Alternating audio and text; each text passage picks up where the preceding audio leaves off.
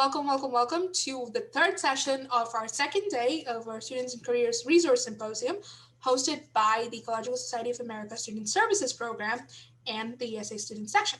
So welcome, this is our third event of the day, and today we have our academic blogging workshop. And I know a lot of you that signed up already asked a few questions from the sign up, and Christine has prepared answers for those questions you already asked through the signups. And if you don't see your question being answered, or if you have an additional question, please feel free to ask her. So thank you for joining us today. And let me actually, oh, there is a blank slide. I didn't put my picture on this one. So, all right. So speaker today, Christine Valentine. She has done 2 webinars with us in the past, one on academic Twitter and another one on academic blogging. Christine, if you don't mind, actually, never mind, I'll have one of my volunteers do it later, is to link that webinar down below. And Christine, before we begin, would you mind giving us a brief introduction about yourself, and then we can move on to your talk? Yeah, for sure. So thank you very much for that introduction. I hope you're all enjoying your symposium so far. My name, again, Christine Valentine. I don't know what I am. I'm a previous student. I guess now I'm a professional blogger / full-time employee at a university in the governance area. I recently graduated from the University of Alberta with my master's in educational policy studies. So it's been very interesting to get to interact with scientists, which I never got to do in my program. And I also have my certificate because of my interest in blogging from the University of Toronto in web writing and social media communication.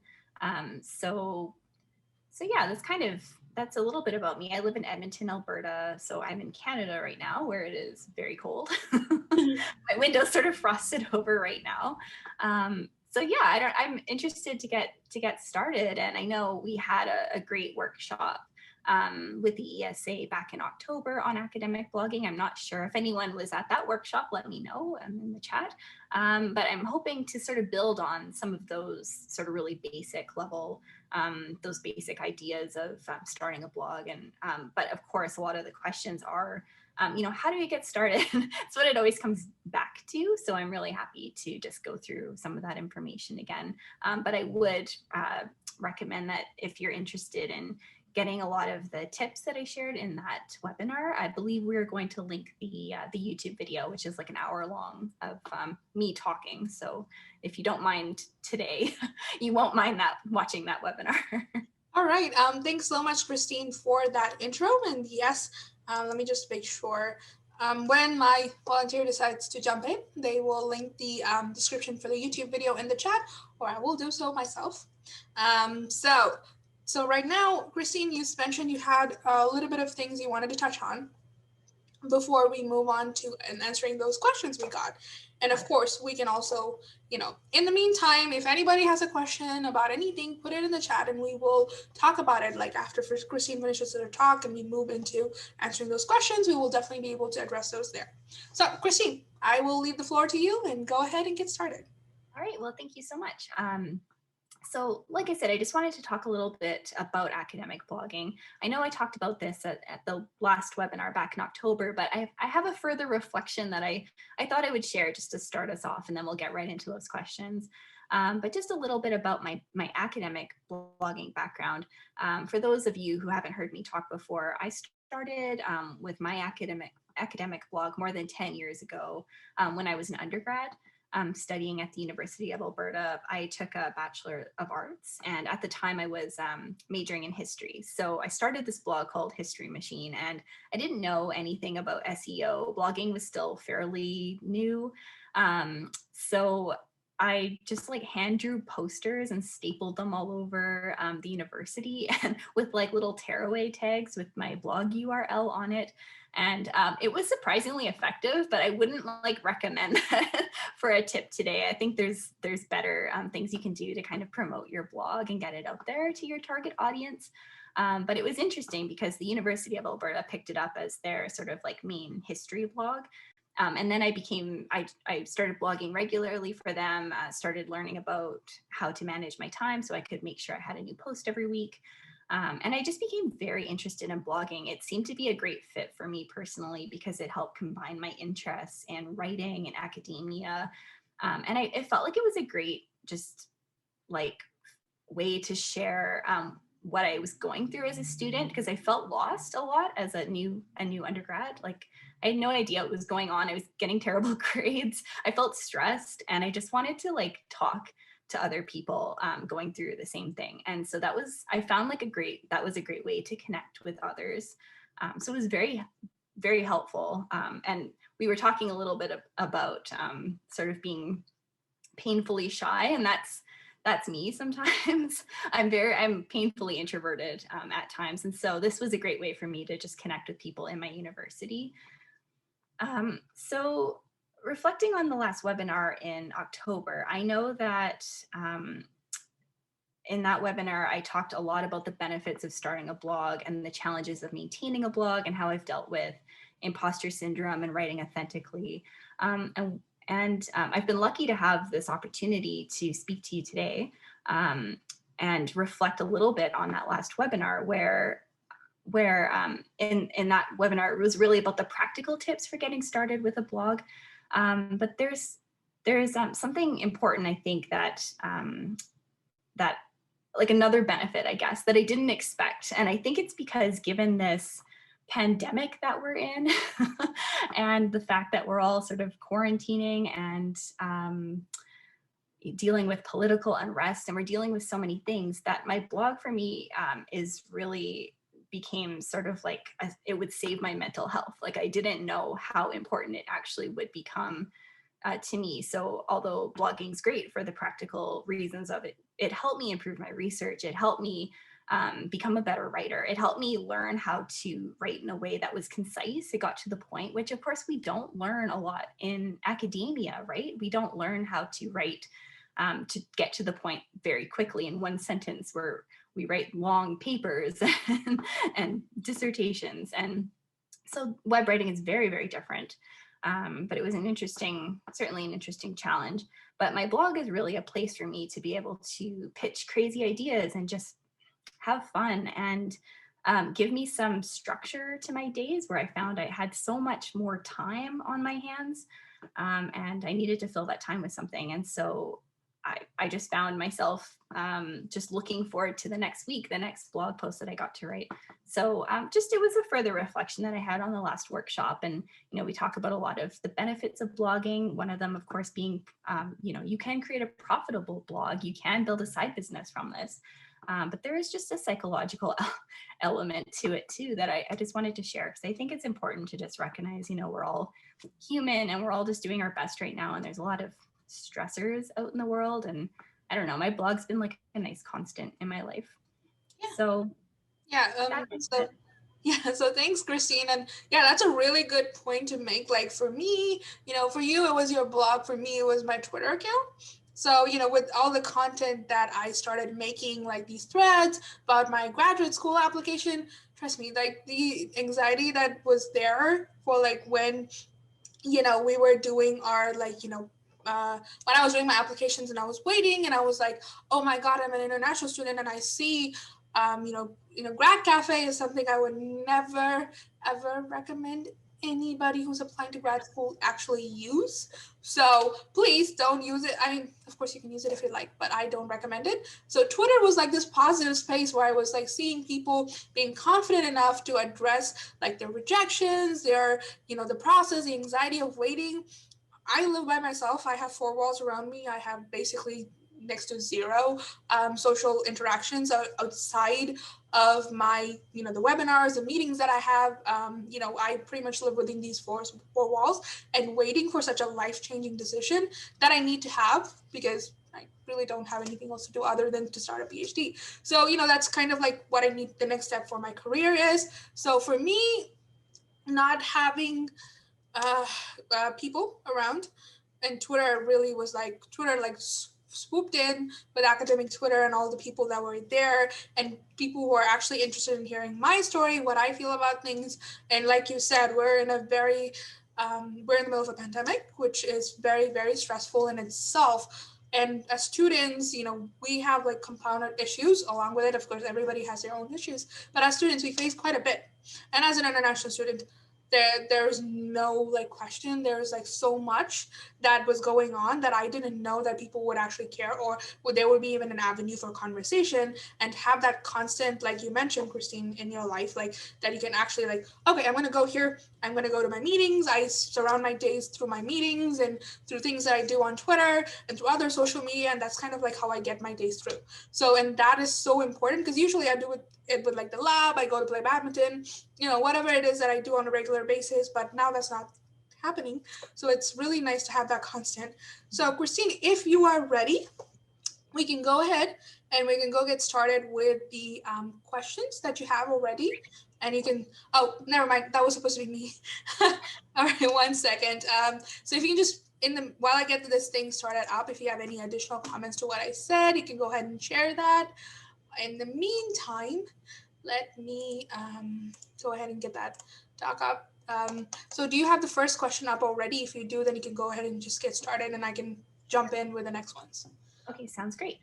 So I'll just go in order that these were sent to me. So the first question is how to multitask and maintain the blog. That's a good question. So you can't multitask, at least not well. So I would recommend you find a blogging schedule that works really well for you, and that's something sustainable that you're actually going to be able to stick to. Because I think we have a tendency to sometimes to overcommit ourselves, and maybe you want to blog every single day. That can be very difficult to maintain. So I would say just, find something realistic. And it's important to find write about a topic that you enjoy, so that you are motivated to stick with it when that writer's block inevitably hits, like it always does. So that's my recommendation for maintaining. Yeah. And I think on the context of multitasking, especially as a scientist and as a student, you have a lot of different roles. And academic blogging is a commitment, and especially if you want to run a consistent blog. And I think Christine mentioned this in the webinar previously, that have a schedule.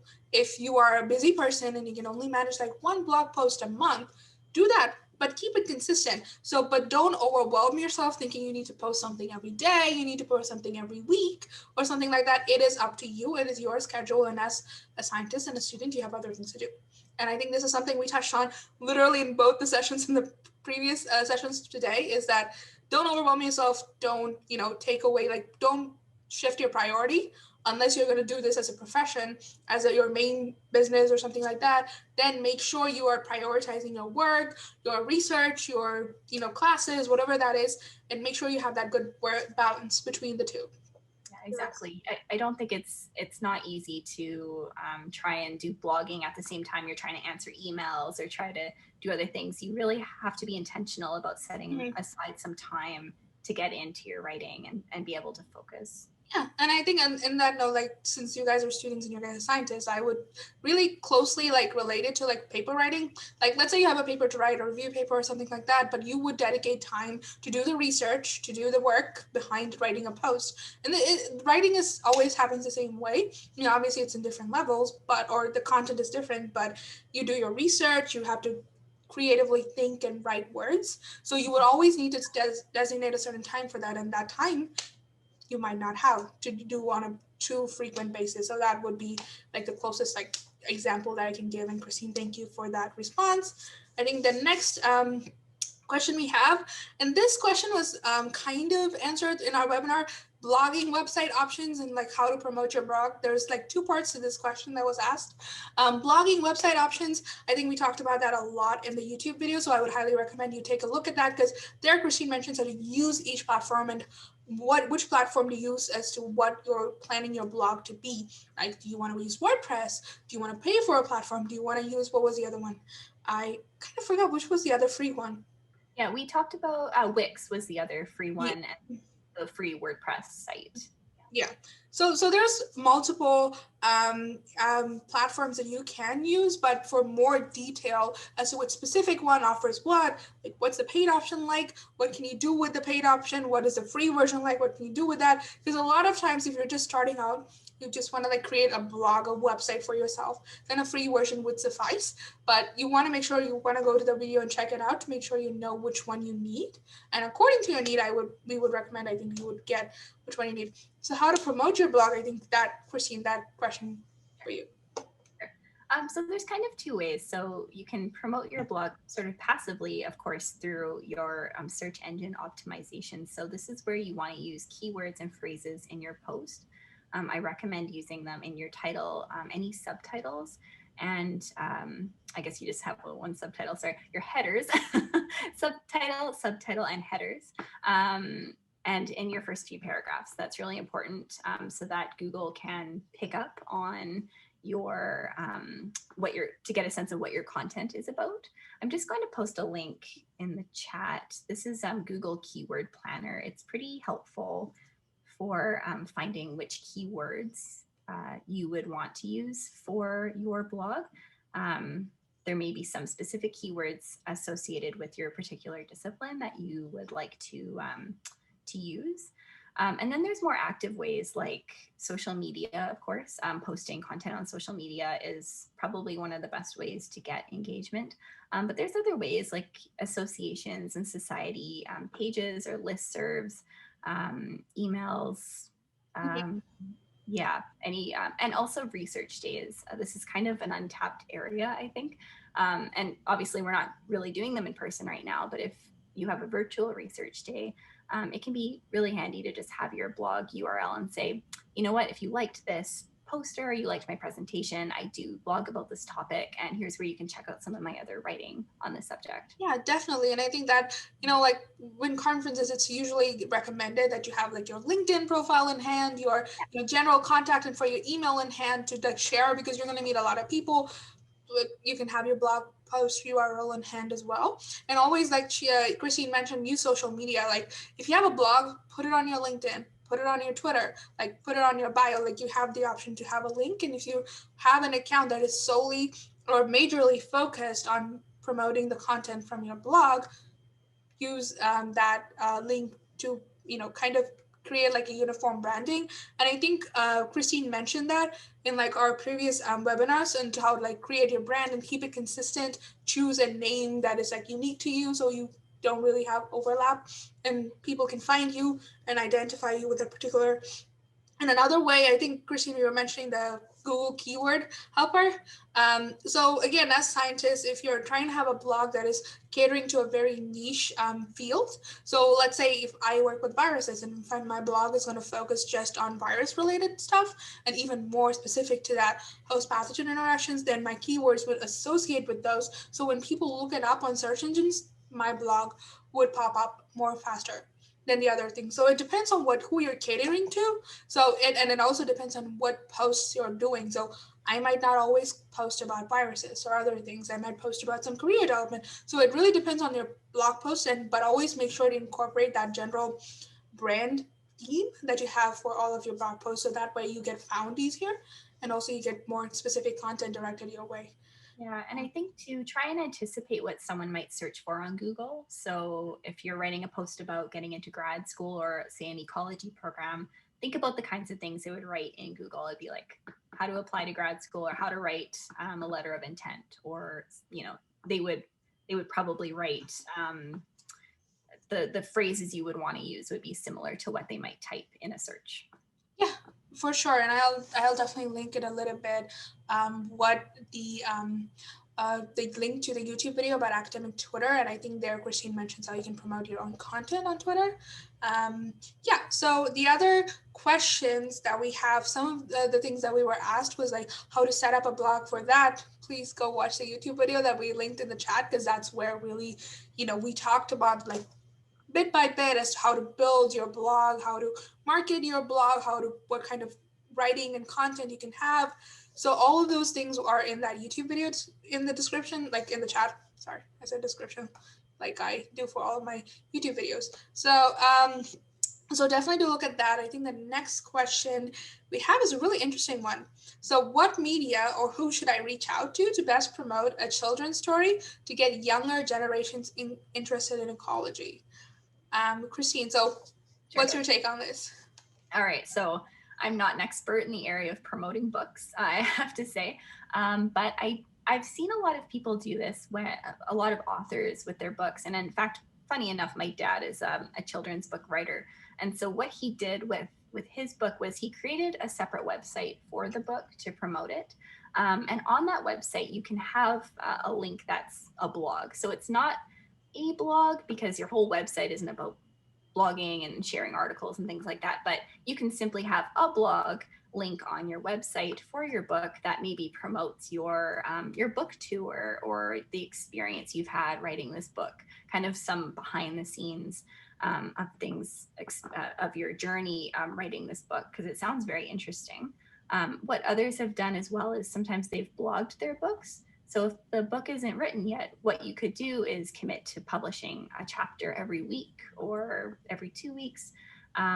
A lot of people have done this. I know it's popular, like Julie and Julia was a popular movie where it was based on a book that was literally a blog. And actually Charles Dickens did this. He published a new chapter in the newspaper. I think if he was alive today, he'd be a blogger. Anyways, that's my take on it, but it sounds very interesting. Yeah, I do think so too. And again, if you have some illustrations along with the book, Twitter is always a great place that you can like promote it, and especially since it's a science kind of related children's book. And I feel like I've seen someone else do this, and someone I met at like a webinar or conference this last year.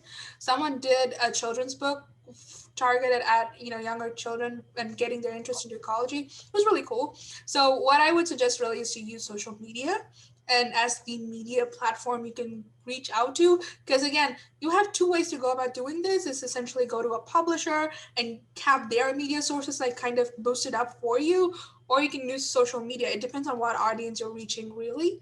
But like Christine said, if you're wanting to do it as a blog, I would highly recommend using social media to promote it, like having illustrations or doing a video like reading a chapter or something like that, or even like kind of giving a brief introduction as to what your book is about.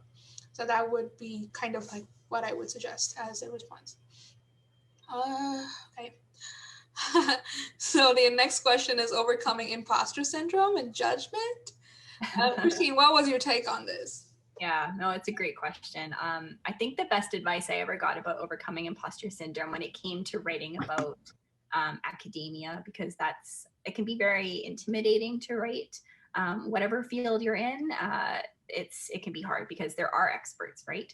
And you might not have a PhD yet in this field and might not feel like an expert. And that was actually paralyzing me from writing the content I wanted to write about. And the one thing that I was told, which really helped me, is just let people know where you are in your learning process and write from your experience, because no one can fault you for writing about what you know so far. You don't have to know it all. Don't feel like you're an expert. You have to be an expert in order to share your advice. And I think I mentioned in the webinar too, but I'll mention it again because I think it's an important point, that I personally would rather learn from somebody who was maybe where I was a year ago, as opposed to a world-renowned expert who's been doing this for 20 plus years. Because as much as their advice is probably great, I want to know how someone solved this problem like recently. Like if they went from, I use the example of writing essays, if they figured out a way to go from B's to A's in a year and they did something specific, I want to take notes from that person and figure out what it was they did. So I really enjoy reading blog posts from people who are, just figuring it out along with the rest of us. I had an example actually recently where I wanted to write a post about how to write a literature review in my field. And this is one great way as well that you can use to get around the imposter syndrome. I know how to write a lit review. I've written, 6-7 literature reviews in grad school, and I got really great grades on them. But for some reason, I am so scared to share my advice because I'm like, what if it's wrong? What if I'm just doing something weird that no one else would do? And so I would recommend in that case where you kind of know what you're doing, but you're just not really sure if you know enough to write about it, you can use a guide to help frame your blog post. So what I did was I used a well-known textbook on research methods that I really enjoy. And that book was what I used as the textbook to frame my literature review post. So I followed the the sort of template that they recommended for writing a literature review. And then I added my own thoughts about my field. So I would use examples from my field specifically to make that post appeal to my target audience. But I was very upfront about I'm using this book as our guide, and that helped just provide that framework so that I could give that advice. So I hope maybe those two tips help. The just letting people know where you're at with your journey in academia. You can say this in your About Me page, like, I'm a grad student, I'm figuring it out. Or, you know, maybe you're in your 4th year and you want to appeal to first year students. Like, what is it that you wanted to know when you first started? Yeah, and for sure, I think that was one of another question that we got asked was like, what content is good right now?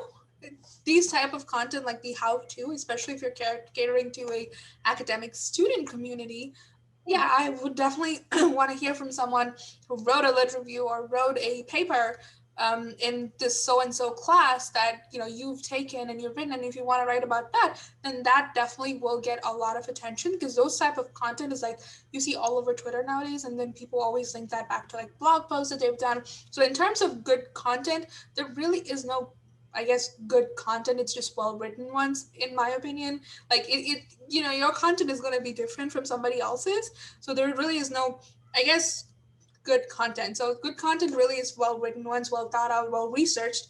And like Christine mentioned, another really important thing to note as a scientist and as a blogger is to make sure you cite your resources along with your post. So just so, and even, you know, not just for providing you with that validity, like the framework, but also to make sure that you don't plagiarize. And that's a practice you've been probably taught in since undergrad or since high school. So you want to make sure you keep those two things in mind, and the rest is really your creativity and what you want to write about. It's not essentially what other people think it's good content. Of course, you can take comments and advice on that, like, okay, hey, can you write about this? And then you're like, oh, sure, I think I can do it. So then you can take up, but at the end of the day, it is your decision to write, decision to do what you want to write. Yeah. And in the webinar, I shared a slide that had 20 plus different ideas for types of blog posts you can write. So if you're stuck on like, well, what kind of post would I write about? There's a ton of ideas in that slide. And by combining some of those types of posts, you can write thousands and thousands of pieces of content. Yeah, so definitely, yeah. So like, you know, today we're answering specific questions about blogging. So like the one-on-one, like more of the general aspects and how to set up, everything is there in the YouTube video. And I think I've said this a million times already in this session, but please do go check that out. And I don't think it will be a waste of your time, really. All right, so let's look at the, yeah. So here's the other question. Can I put my blog on my CV? Absolutely. And I think we had that conversation. Like Christine was like, "Oh, how do I do this?" Like with putting on your CV. I think we talked about it in a webinar sometime. I'm not too sure. LinkedIn, yeah, the LinkedIn webinar. Yeah, so I think so. We did another webinar on LinkedIn, and I think we were mentioning as to what content do you put on like professional platforms that potential employers, you know, peers, professionals in your field would look at. Of course, blog. And again, you want to make sure that your blog that you put on your CV is relevant. So your CV is always kind of like, you know, you kind of edit it to cater to the position, to whatever job it is that you're applying. So if it is relevant to your field, and if you're writing like, say, scientific content, or like Christine, like how to, you know, do this, do that, do have career resources, other things, and if it's reflecting on your personal journey, absolutely put it on there, because that is going to give them a little bit of more of a glimpse as to who you are as a person, as well as a professional and a scientist. Yeah. Another thing is, if you don't have too many publications, if you have writing skills that you can demonstrate through a blog, that will reflect really highly on your employer. So I would say absolutely go for it, but make sure you do your research before you do your post, so that way, you know, when they look at it, they don't find like, oh, where are the citations, where is this coming from? So, you know, just follow the rules and you can. Yeah. There's a great book actually that talks about this. I actually have it here. It's called Going Public. It's a guide for social scientists by Arlene Stein and Jesse Daniels. And they make a really great recommendation in this book, which is to create a section in your CV called public writing. And that's where you could put, your blog. If you wrote an op-ed one day or an article that wasn't considered an academic article, but it was something you want to showcase because, it's an example of your writing and an expression of interest in your research, then I would definitely include that on your CV. And in fact, I do that. Yeah, so that's a good point. Actually, I have my website article that is on the ESA's website listed under website article. That's the title I have. That's under publications because it was published in the ESA's official website, but it's still under website article. Maybe I should switch it over to public writing. That's a really good tip.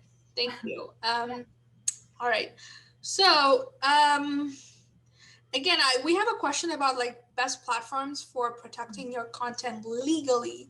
On that aspect, again, I think we talk about copyright. You definitely did a whole, bunch of slides on how to use copyright and how you can best use that so your content doesn't get plagiarized. Christine, do you have anything to add?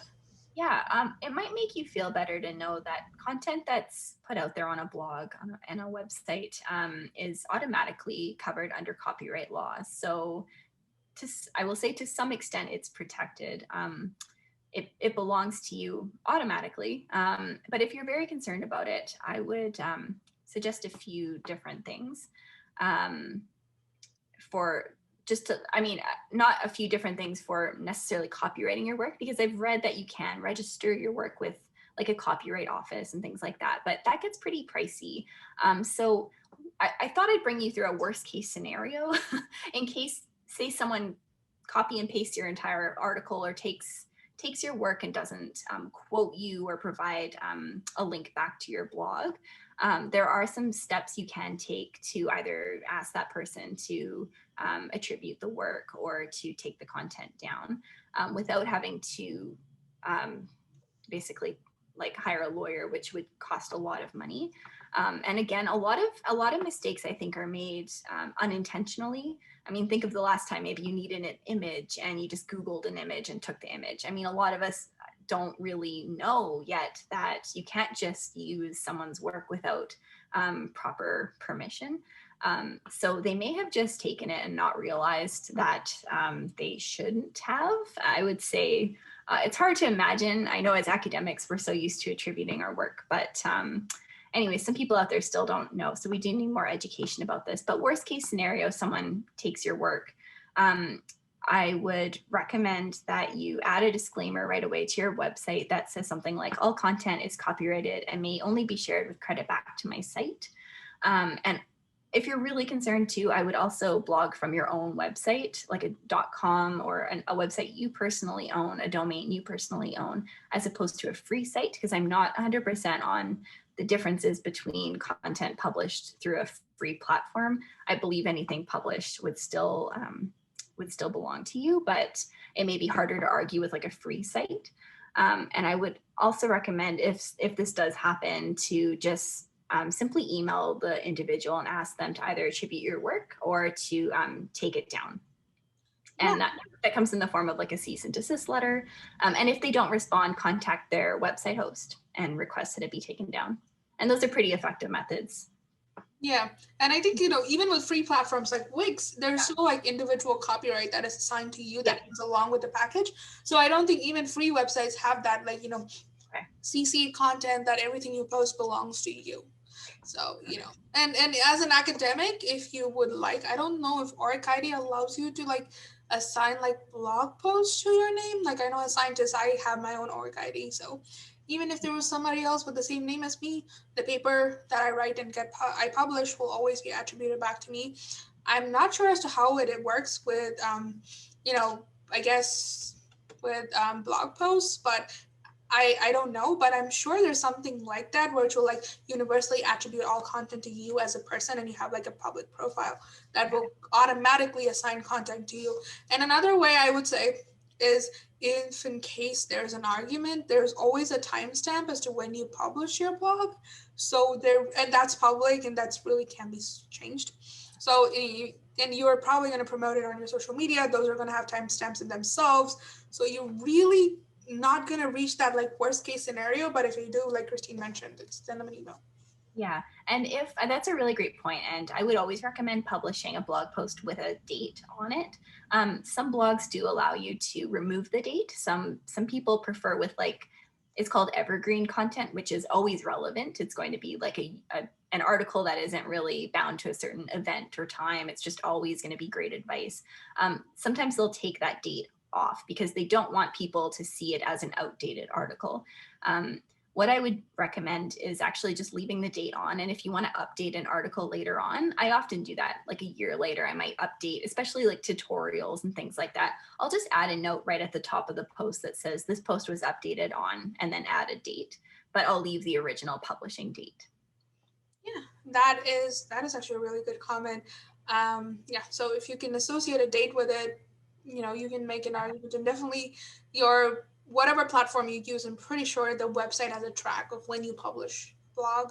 So, legally that should help, because that platform, if it's hosting you, then they would definitely have some concrete information as to when you posted it. But of course, it's always helpful to know when you updated it, so that way they know that this content is current still, so ongoing. All right, next question. Um, okay, so how do you decide who your target audience is and what level of scientific literacy they have? Yeah, Christine, go ahead. So your target audience is likely anyone who studies or researches in your field. Your target audience might be someone just like you. I would say that a general rule for writing for the web is to write, it's actually at an 8th grade level is what is recommended. Now with an academic blog, we're most likely going to use terminology. As much as we try to write concisely and simply, we're still going to use words that may not be understood at an 8th grade level, but I would say try to keep it as simple as possible. As a general rule, try to make your point quickly and be, again, clear and concise. My teacher in my web writing course taught me an interesting tip, which is like, he called it the 5% rule. So once you have your post written, challenge yourself to delete like 5% of it, just to make it a little more concise, a little more simple. And just write to someone basically interested in your topic, but doesn't have necessarily an advanced degree in it in order to understand your post. Yeah, sorry about that. My video just got cut off in a second. But yeah, so that was a good thing. And I think what you mentioned about like proofreading from another person who knows what you're talking about, so this is something I practice for writing. I don't do blog posts. I don't write blog posts. I did used to do creative writing in the past, and then I do a lot of research writing. So what I tend to do is, especially when it comes to, so this is a practice I follow for both presentations and for research papers that I write. I always send it to someone I know and won't plagiarize my work. So I'm not sending them work that they were going to take and make their own.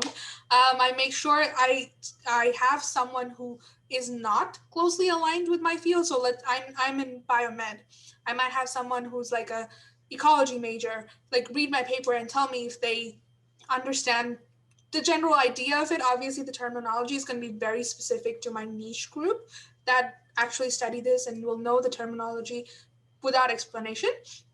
And then the other thing I will do is send it to a person that I know is peer, even before sending it for publication where it will get peer reviewed. So I will send it to someone like a postdoc in my lab or somebody else that can review it and tell me, okay, this content is good. And if there's any errors that you might have missed, they probably will catch it, like grammar, if there's, especially with like conceptual errors, like, oh, this doesn't match up, the citation is wrong or something like that, and they will definitely be able to catch it. So sending it to other people would be a recommendation I definitely would ask to have. And with blog posts, like Christine, that was a really good point about like the 8th grader level.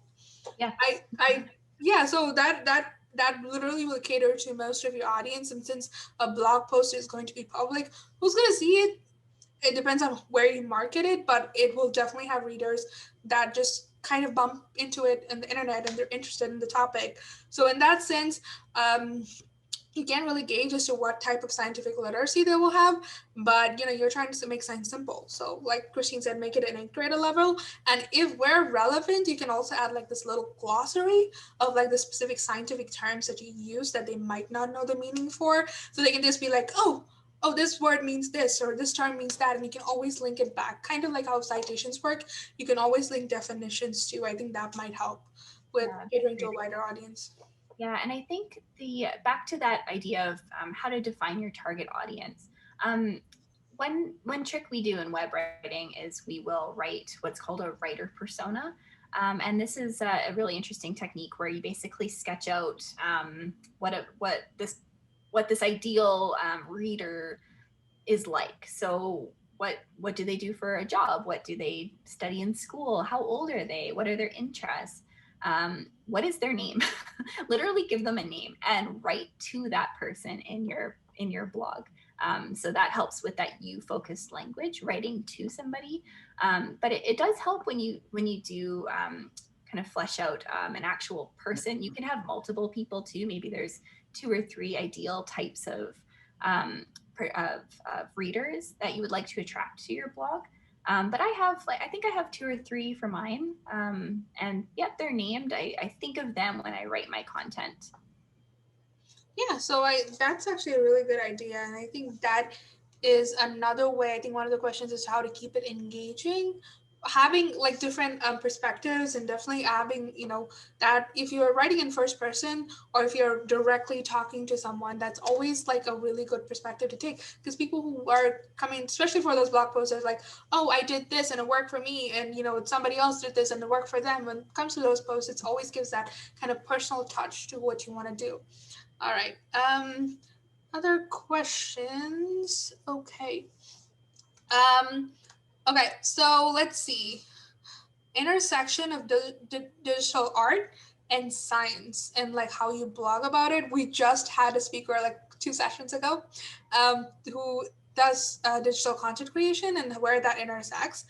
And I'm pretty sure he has a website where he also like does blog posts on like the work that he does. And of course, that's a fine balance, because digital art, if you're gonna do it and intersecting with science, like let's say you're creating illustrations, memes, whatever content that you're putting out in relevance to your science, you're most likely gonna use social media for those rather than a blog post that comes along with it.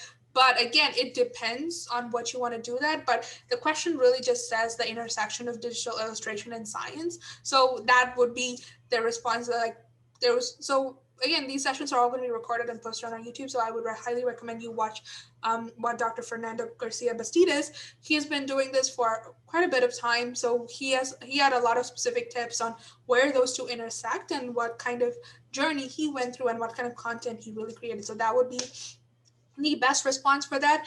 And since we're almost about at time, there was a question in the chat I think we can answer. So how do you decide on what topics to focus on without alienating target audiences? I have a broad variety of interests that don't always overlap: art, creative writing, ecology, and other science topics. Uh, so this is, Christine, I'll let you take it first. No, it's a good question. It sort of reminds me of the advice that I heard when I first started blogging, because when people first start blogging, they often don't know what they want to talk about. And a lot of, so you get some like lifestyle bloggers who will talk about all kinds of different things, like they like cooking or fitness or knitting or whatever. And they want to have a blog that showcases literally everything. What happens is that you get readers that come to your blog and think, oh, this is a great cooking article. And you expect more of that kind of content, but then you can't find it because the content is sort of scattered all over the place. So if you just want to have fun and like post things that you're just enjoying and it's just like a fun personal blog, that is totally cool. But I would recommend, if you are trying to build a readership, to let them know what to expect from you when they visit your blog. And so if you want to talk about like a specific, if it's an academic blog, which is, what I write, all of my blog posts have to do with my field, which is educational administration. But sometimes I do talk about like different things, like I'll reflect on Open Access Week, for example, and what I learned about my field from that. Or I don't know, like I have different interests, but I try to like somehow bring it back to kind of my central topic. But it's not a bad thing to necessarily have like a lot of different interests. It's just if you have a ton of different links at the top of your blog that's like, all these different topics, then it becomes a little bit difficult to know what your blog's kind of about. And as a reader, like what can I sort of expect from you, unless you want to be a lifestyle blogger in that case. you can write about all kinds of things, but it's more difficult to build a readership. Yeah, so when it comes in terms of like a scientific academic blog, of course, the personal blog, you have a lot more flexibility. I've seen some incredible blogs that just really talk about a lot of different things. And, you mentioned you have interest in creative writing, art, ecology, and, creative writing really is one of the major drive forces of a blog post, because you're not really writing academic writing. It's more a blog post where you're reaching a more general audience, where you have to be creative in order to make it simple enough for the general public to understand and to kind of incite people to like keep reading. So that's the point of creative writing, or at least in my opinion. So, when you talk about different topics, if you want to okay, like Christine mentioned, you are talking, let's go with like marine ecology. So you're talking about your project. You've been like kind of blogging about your daily life, your research progress, like some interesting things about your field, all those like very specific like specific field content. And then all of a sudden you have this really good like creative writing piece that is relevant, like there's something like a story or something that you write and that you want to incorporate into the blog. Absolutely go for it. But when you do, just make sure if you have a listserv or something like that, okay, keep a lookout. I am going to post about this. I've scheduled let them know. So this cool post that's going to show up, which is kind of going to be different from my regular content, but it's still going to be cool. So please give it a look. So if you're doing promotions on social media, for types of content that might be surprising to your readers, I would always say schedule it beforehand and give them an announcement, say that, oh, expect this. And then that actually might increase the people that come and show up for that particular post, because you like kind of highlighted it away from your regular blog post and be like, oh, I'm doing something different today. Check it out. Yeah, exactly. I had two thoughts actually while you were speaking. I think that's a really great point. The first is that maybe you could also have, like, if your main kind of thing you want to talk about is science or ecology, maybe you can look at the intersections of science and ecology in these different areas. So like the intersections of art and science, like we just talked about that last question, was more of like an interdisciplinary look at those two fields. So that could be really interesting too. Or like how can like creative writing help influence or improve your scientific research, or like what can scientists learn from creative writers? That would be a cool post. I would be very interested in reading like how you were creative with that. And the other thought I had was, if you want to write about a lot of different things, I would say just start doing that. And over time, I think you'll find what you like to write about. So if, you start off with 4 or 5 different topics and you're like, okay, these are all very interesting. Over time, you'll kind of weed out the things that you really, really have a lot of like content ideas, because although you might have a passion for a lot of things, you may only have maybe 2 or 3 things that you have enough like blog post ideas to actually keep your blog going. Yeah, actually that's a really good point. I think starting out is always, and then you kind of like, you make your own like, so it also, what you'll gauge when you post all these different types of topics. Another thing you can gauge is like who's reading it. How many people are attracted to which topic, and that might influence you to choose which one you want to you decide to keep writing about. And of course, even if the reader, but remember that it always comes back down to your preference. If you really like to write about one topic, go for it. But I'm just listing other factors that might influence you. Absolutely. Yeah. Great tip to check your analytics for sure. Mm-hmm. So here's a question. So how does academic blogging help researchers develop writing skill and knowledge? I will jump in on that. I have written blog posts before for papers I used to write for my college paper. I do not have a website type blog, but I have written content that focused on my research. But when I was in my first English class, they told me that getting published in the newspaper already means that you're a published author. I didn't know that was, not what academia views as publishing. School newspaper, I mean, obviously you can put it places, but it's really publishing in a journal that matters. But it definitely did give me that understanding as to how to write. Definitely, because for writing any sort of content, like you're writing a story, you're writing a research paper, you're writing a blog post, you need to have that prior research that you would like have to go and look. So let's say I'm writing about, okay, so I've written a couple of different blog posts. So I've written about my badminton club, my team, and what they did, and how are they engaging students, and how that's beneficial in engaging students in leadership positions and all of those different things. So first thing I would do is like set on a theme, because obviously I can have this huge topic that I want to cover, but I want to set on a theme to make sure it doesn't relate too much. And then I'll do my background research to see if I want to cite anything in that blog post so people can refer back to it and see where this idea comes from.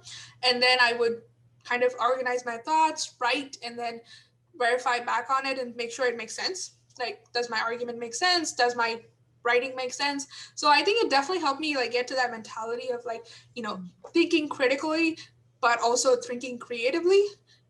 People often don't think about thinking creatively when they write research papers, but trust me, nobody can be creative more about your own project than you are. So you always need to have that not only critical thinking when you write a paper and you can make everything make sense, but what are you really writing about? Like your introduction, why you're doing this, that's all from your head. So that's creative writing.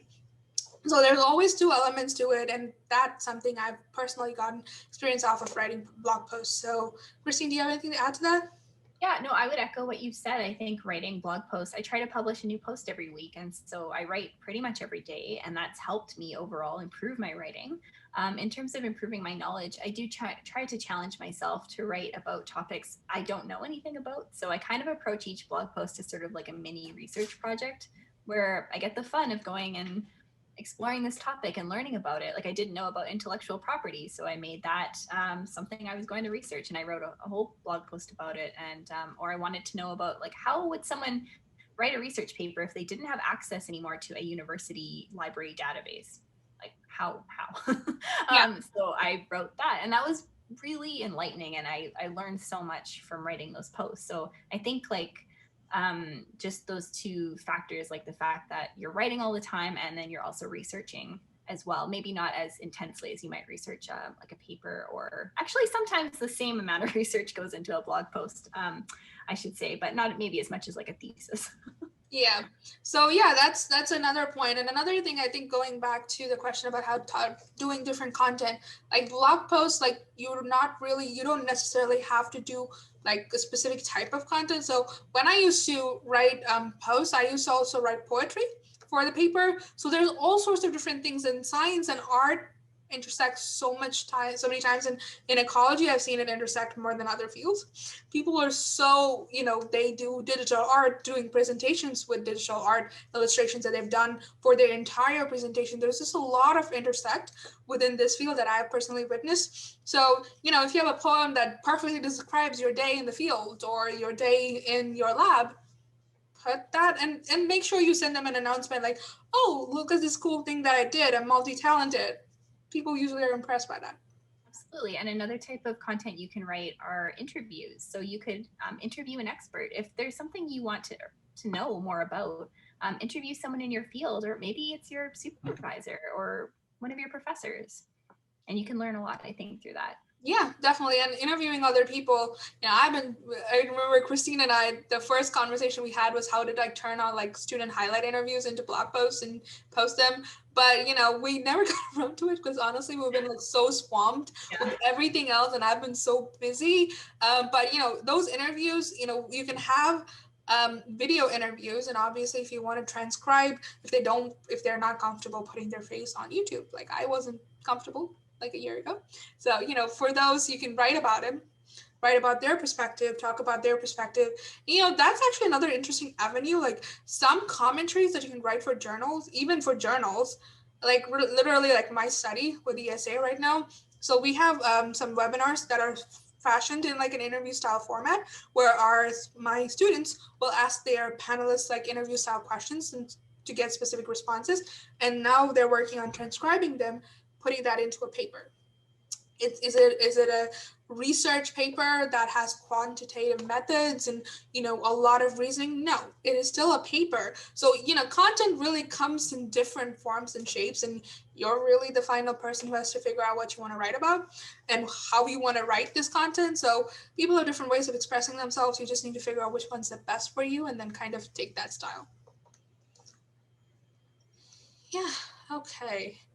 All right. I think we can talk about a couple more questions, and even if like I know a lot of people left because 6 o'clock, but we can stay around a little longer because this is going to be recorded, and then it's Sure. going to be an open resource. Um, yeah, just kind of glad I didn't do the breakout rooms because I feel like we wouldn't have been able to record a lot of the, answers you said right now. All right. So a couple of questions that we have. Okay. So the one is, how can blogging be helpful in earning money? Yeah, that's a really good question. So there are definitely some ways to monetize an academic blog, just like any other blog. So it basically comes down to you are going to sell your own products or someone else's products, or basically be compensated for your time in the form of like tips. So the things I've seen are bloggers who want to sell ebooks, online courses. They may be hired as a coach or for speaking engagements, webinars, workshops. Affiliate marketing is huge if you're promoting certain books or anything on your blog.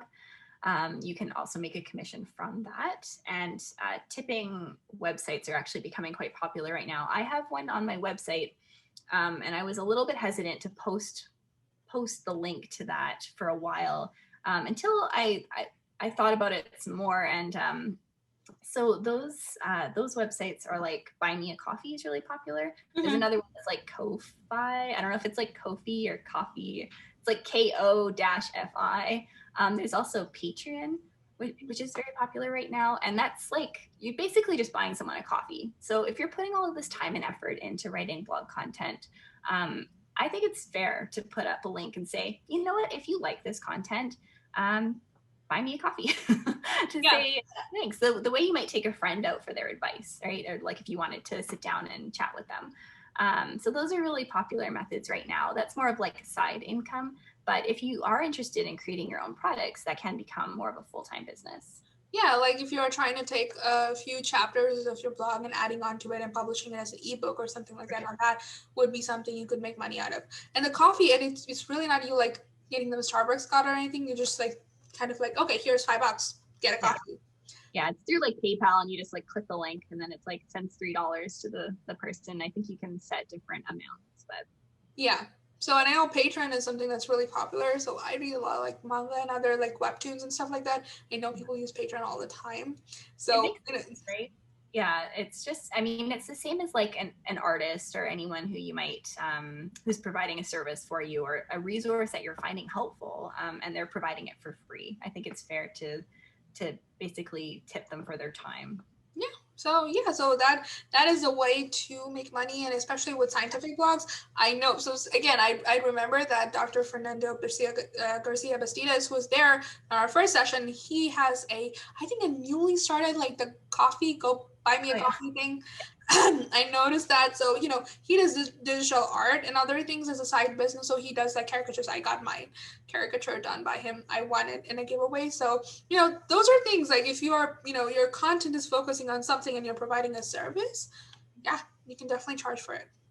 And tips are definitely another way to go about it too. Absolutely. And the great thing about if you've blogged for a while, you have maybe a series of blog posts that you've written, you can just take those blog posts and put them into an ebook or something, so that you've already created that content. Why not put it sort of in a place that's easy to just maybe download all of that at once? I know there's some bloggers that now are selling their ebooks, and I love their advice and their websites, and so yeah, if they're selling an ebook that has it all in one place that I can just sort of like buy it and have it available in one resource, I will definitely do that.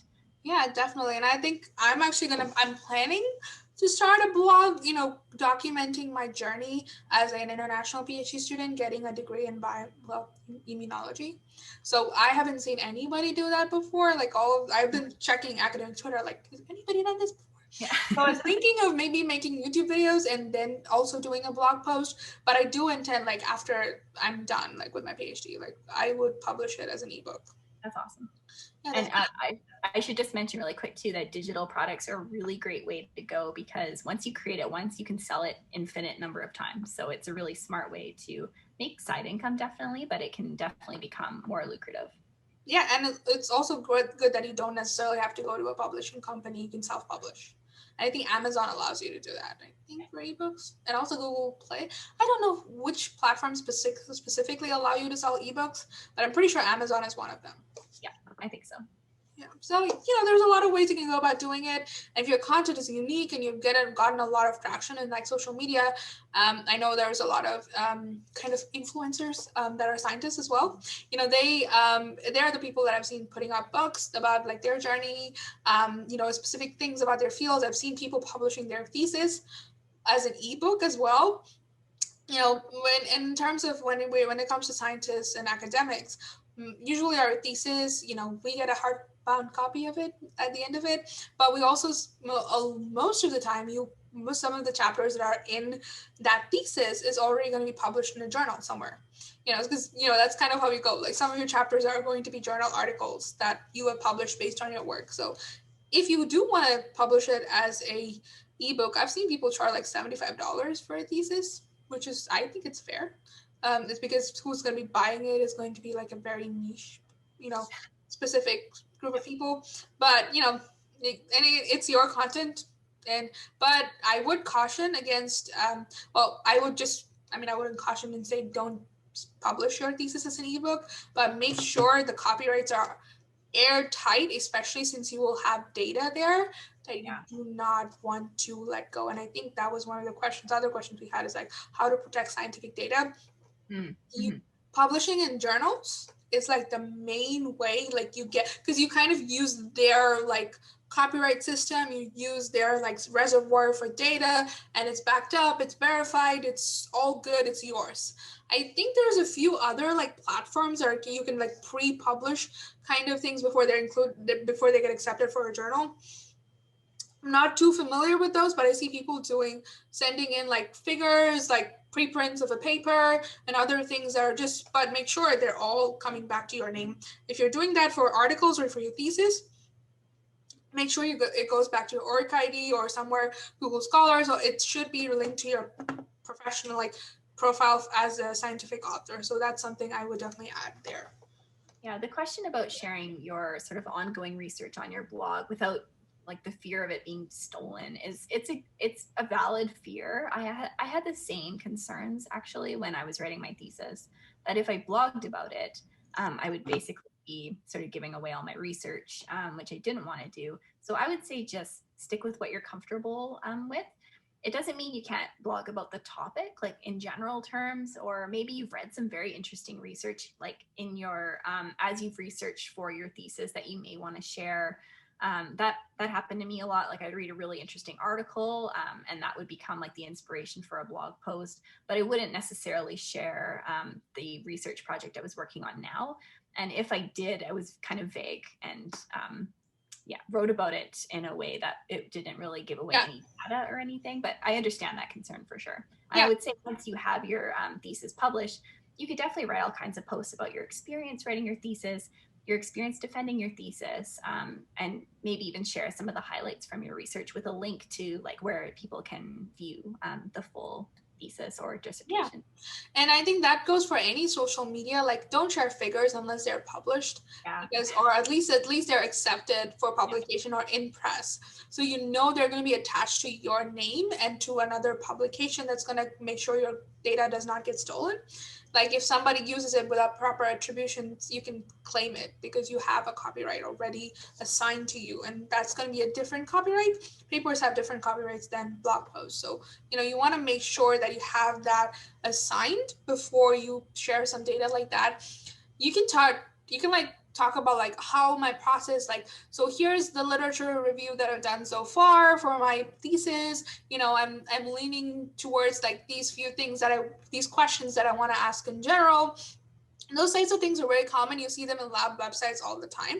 Like here are the few like general questions that we want to ask and have answered. These are the questions I'm going to be, researching in my thesis.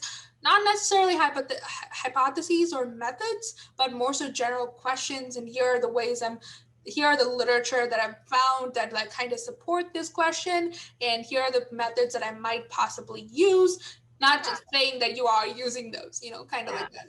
Yeah, like this is my first time using this method. Here's what I've learned so far, or things like that, that just pieces of the process, but not necessarily giving away your data. Yeah, so you can always blog about your background. So let's say, you know, I work with different cell lines and I work with different cell types for my experiments, and I can write a blog post about why I use this particular cell line for working with this particular type of virus. That's not giving away my thesis project. That's just saying what I know from my background and what my reasoning is for using this particular thing in my experiment. It doesn't necessarily tell them what type of experiment am I doing, and like what results I'm getting out of it, or what methodology that is specific, like experiment specific. Obviously, you'll be using protocols that are going to be standard and published already. But when you're using, techniques or like experimental setups that are going to be unique to your project, you want to make sure you don't share too much information. But of course, you can always go ahead and talk about your background and why you decided to choose to research this question, or why you use this particular technique or particular cell line, and how it relates to you, your fields, and all those things are definitely bloggable. Yeah, and I had another thing that popped into my mind, which is as you're researching, you're probably coming across all kinds of cool resources that you may want to share with people. On my blog, I started just like a Google Doc that's a collaborative Google Doc with all kinds of resources that I find really helpful. It's just sort of a subject guide on my topic, and it's full of like articles I've loved, and like online resources that are pretty cool, and just like, I don't know, I'm like very open about sharing the things I've stumbled upon that might help somebody else. So you can always share those as well. Yeah, for sure. And, I just wanted to mention that about like, your figures and other things, because you don't want that. Like, you're doing this in addition to doing a full-time research position as a PhD or as other forms of graduate students. So, masters or other things. And you do not want your work to be plagiarized, especially at the idea level, even before you go, like, you don't, like, what your idea, probably many people have the same like thought, because your idea probably would have come from some of the future directions of another paper that's already published and it's already there. So the idea will certainly be out there. And if you're thinking of a new connection or something like that, that is fine to put out, but not your methodology. So how you're planning to test that is where it's going to be very, very unique to you. And even like the idea, if it's very unique and it's never, like, nobody's ever thought about it, you might want to caution. So sometimes, you want to put out ideas like that, especially if you are wanting like your people in your field to like give you advice on how to go about testing it, or how to go, people are pretty open to discussing approaches, especially in their niche like group of people. I would recommend using ResearchGate or like Twitter to do that. Those are more particular, like you can cater your question to a more particular audience by using hashtags and other things. But I would really definitely caution against publishing or posting about anything that is very, very specific to your project, because you really don't want it to be stolen. And that issue is not only just copyright, it's just if somebody else does the same thing after reading your blog post and they get published, your papers might not get accepted because somebody else has used the same methodology. So I would definitely caution against that. All right, so we're now nearing the end. So final questions, please put that in the chat. Any comments you have for us, or anything we can touch on in other webinars in the future, workshops. And in the meantime, let me go ahead and find that one about academic Twitter, the video, so I can add that link in the chat so you guys can see it. And we're right about ready to wrap up. I think this has been a really great event, and we've gotten a really good set of content that I really, really enjoy, and I think it'll be fruitful. Okay, so I believe for that you're referring to the first session of the day. So that has not been posted on YouTube yet. We hope to have that done in the next coming couple of weeks, because we don't want to post anything while the symposium is still ongoing. But as soon as it's done and we have all of the videos, we will slowly start posting it on our YouTube channel. So I can give you, the link that is in the chat right now will take you to the video about academic blogging, and through that you can find our channel, and you can definitely subscribe and turn on notifications so to know when exactly we will be posting all of these videos. And I think I just found, the academic, thank you. The academic Twitter is actually in a playlist. It's separated into 4 different videos about like 4 different ways, topics that, we kind of split it up. it was kind of interesting. I don't know why I did that, but I thought it was a good idea to do it because it was so segregated into different themes that I was like, it would be nice to have like separate videos. So here's a link to the playlist that's going to have all 4 videos attached. And definitely, subscribe to our YouTube channel. I'm going to see if I can put that link. Of course, I think I can. And definitely, make sure if you have any questions additional about the symposium, other sessions, please feel free to reach out to me at any point. My email is always public. That's one privilege that I don't have to keep my email private. At least, I only have one email. So, that is available. And then you can definitely contact me. You can contact student services. Any of us that from the student section will be happy to answer any question you have. Another thing I want to point out before we leave is that there are still mock interview and presentation sessions available for Thursday. I believe they go from 6 to 7:30, and there are 15-minute slots each, and there are still spots available for you to sign up. And again, if you're thinking you're going to apply for a job anytime soon, if you're thinking you're going to give a presentation anytime soon, and if you already, grad students tend to have like an ongoing like running presentation, and if you're thinking some part of it you might not be comfortable sharing or you don't think the point gets across, you can definitely practice that in a virtual setting. You have 10 minutes to present, 5 minutes for the experienced reviewers that we have to give you feedback. So I would definitely recommend signing up for those. Those are free, so it's open to everybody. So we definitely recommend that you sign up for those. And let me wrap up this video for the YouTube video that we're going to post. Thank you so much for everybody that attended this session and are watching this on YouTube.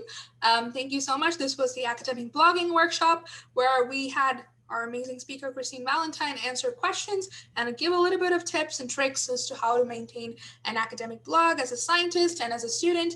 We talked about a lot of things, so check out this video and other videos in the future, and make sure you subscribe to our channel and turn on notifications for all those symposium videos that are going to slowly roll out in the next couple weeks. So thank you so much for attending, and have a great rest of your day, and we'll hope to see you tomorrow.